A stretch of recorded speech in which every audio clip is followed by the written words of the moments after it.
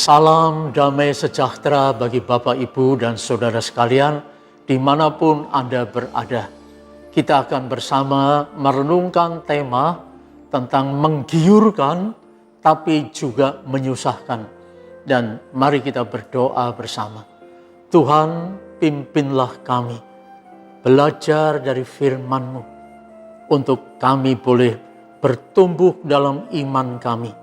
Dalam Tuhan Yesus kami berdoa. Amin. Menggiurkan tapi juga menyusahkan. Itu tema kita. Orang Yahudi beranggapan bahwa kekayaan adalah berkat Allah kepada orang yang baik dan jujur. Berarti orang kaya adalah orang yang diberkati oleh Allah karena karakternya. Pemahaman seperti ini tentu membuat orang kaya makin bangga dan makin dihormati sesamanya.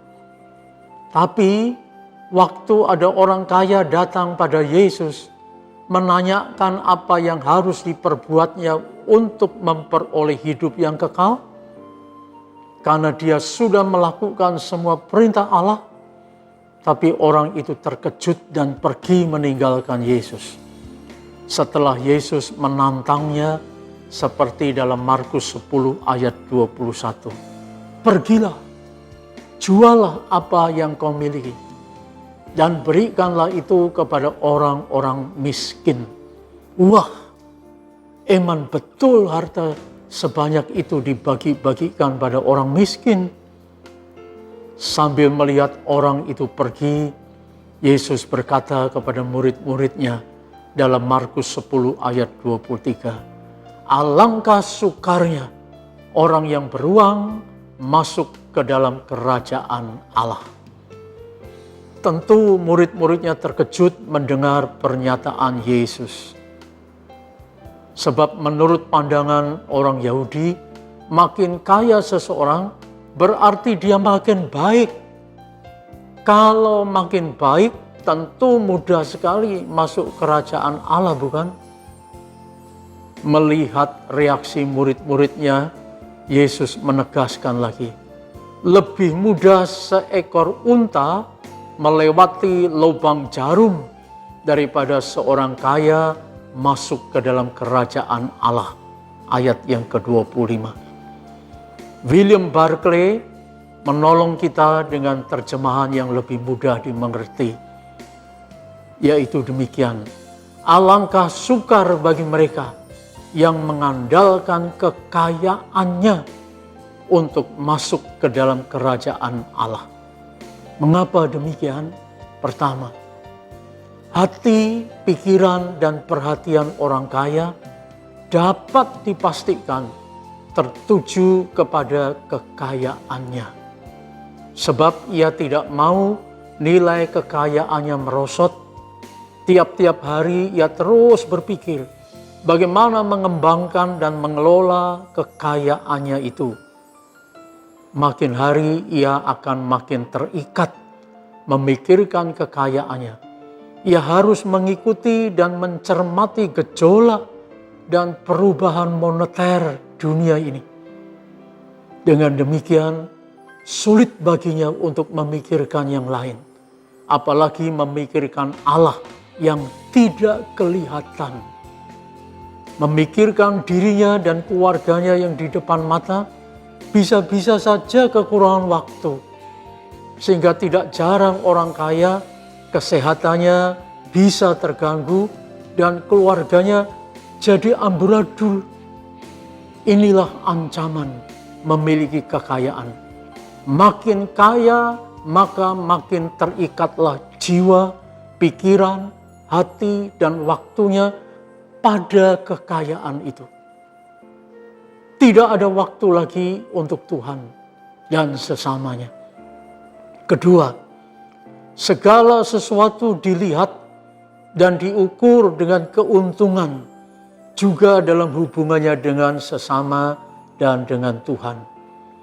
Kalau tidak menguntungkan, untuk apa dikerjakan atau dilakukan? Semua dilihat dengan kacamata uang. Padahal di dunia ini ada nilai-nilai yang jauh lebih berharga melebihi uang. Misalnya kedamaian, kesehatan, keselamatan, kebahagiaan batin. Tidak semua kekayaan bisa untuk membeli apa yang diinginkannya. Misalnya, uang bisa membeli ranjang empuk, tapi tidak bisa membeli tidur nyenyak. Uang bisa membeli obat yang mahal, tapi tidak bisa membeli kesehatan.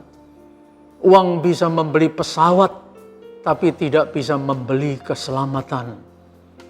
Uang bisa membeli rumah mewah, tapi tidak bisa membeli kebahagiaan. Uang bisa membayar security, tapi tidak bisa membeli kedamaian dan rasa aman. Ketiga, kekayaan dengan mudah membuat seseorang menjadi sombong dan semau gue. Dia pikir dengan uang dia bisa mengatur siapa saja, mengatur para pejabat, dan keputusan pengadilan juga mau diaturnya. Dengan uang ia pikir bisa memutarbalikkan kebenaran dan keadilan. Dia bisa dengan mudah mengorbankan seseorang atau apa saja untuk kepentingan pribadinya. Keempat, seringkali kekayaan justru menguasai dan mengatur yang empunya kekayaan. Kekayaan adalah benda mati yang dimilikinya. Suatu saat harus ditinggalkan dan dilepas untuk dimiliki oleh orang lain. Sebenarnya kekayaan ini bisa dipakai menjadi berkat bagi orang lain dan menolong orang yang memang membutuhkan. Tuhan melihat dengan cara bagaimana seseorang mengumpulkan kekayaannya dan menggunakannya. Karena dalam dua hal ini, Tuhan akan meminta pertanggungan jawab darinya. Sanggupkah? Sekarang kita mengerti bahwa seseorang tidak dapat mengandalkan kekayaannya untuk masuk ke kerajaan Allah.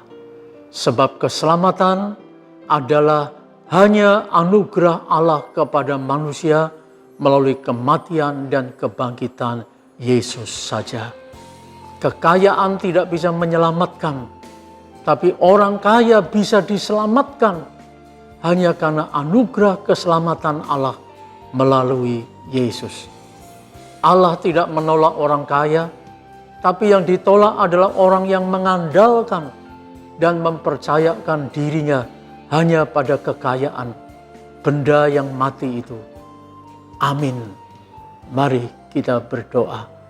Kami bersyukur Tuhan, bila kami diingatkan supaya kami bergantung dan menggantungkan diri padamu, bukan pada kekayaan kami. Terima kasih. Amin.